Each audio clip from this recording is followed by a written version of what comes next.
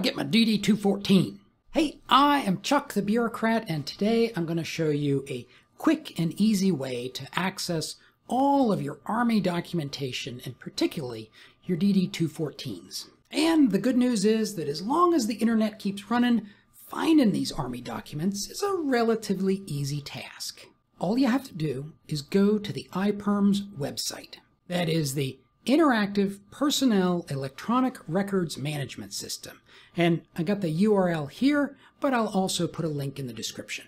When you get to the website, you're presented with one of those notices about privacy, and you just accept. And then they give you a choice about how you log into the system. You can either use your CAC card or you can use your DS login. Now look, I understand. As long as you're on active duty, the temptation is to use your CAC card. It's the easy button. But I want to warn you that by the time you're retired and you don't have that CAC card anymore, you need to be comfortable logging in using DS Login. And I know DS Login is something of a difficult authentication method to use. So while the temptation might be to use the CAC card, take the time to get comfortable with DS Login. Now, one of the reasons I recommend this is because DS Login is not immediately transparent to users. In fact, I'm sharing this screenshot for two reasons. First, notice that it says HRC in that upper left-hand corner. Usually the website that's using DS Login as its authentication method will have their logo in the upper left. But for reasons that I don't really understand, sometimes you're not able to get back to the original site that was using DS Login in the first place. Luckily, with HRC, they do seem to have this link worked out. The other thing about this screenshot that's important to understand is that DS Login sort of uses up all of their white space with this giant red box. And it's a little difficult to see how you're actually going to do the logging in part. So you gotta click Dismiss. But once you do that, the username and password fields, they become obvious. You gotta go through a little bit of verification of your contact information, and you gotta accept that the government is gonna monitor your usage of the website, but you just agree. And all of that brings you to the IPERM's homepage. And I'm not gonna wander you all over the place today, although there is some interesting information on this website. What I want you to do is click on Documents.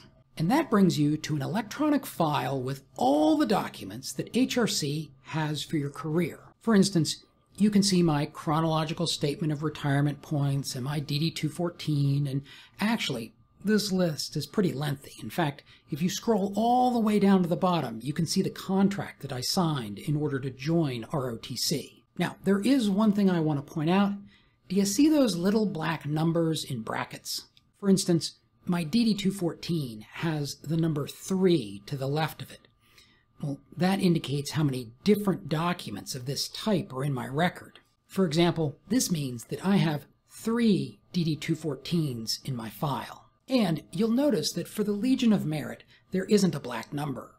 That's because I only have 1 Legion of Merit in this record. So if you click that black 3 beside my DD-214, it expands the list so that you can see all of the DD-214s I've ever gotten in my life.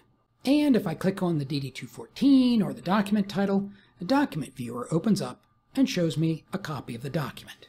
Now, just as an aside, because people always seem to challenge me on this point, if I scroll down to the bottom of my DD-214, you'll see that the very first thing in the remarks section is the statement that I am subject to active duty recall by the Secretary of the Army. But don't worry, I think that appears in a lot of DD-214s.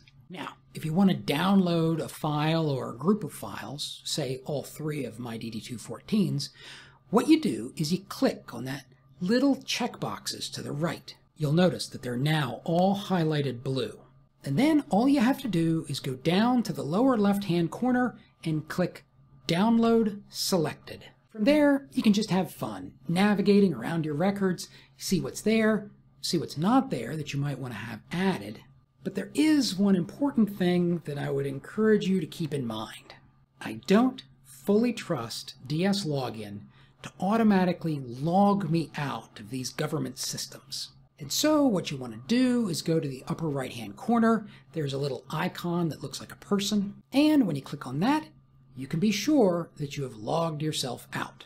And now, one final thought since we've talked so much about DD-214s. Bear in mind that it's your beneficiaries who are most likely to need and not be able to get a copy of that document. And so, number one, what I would recommend that you do is download an electronic copy of that document and share it with the important people in your life.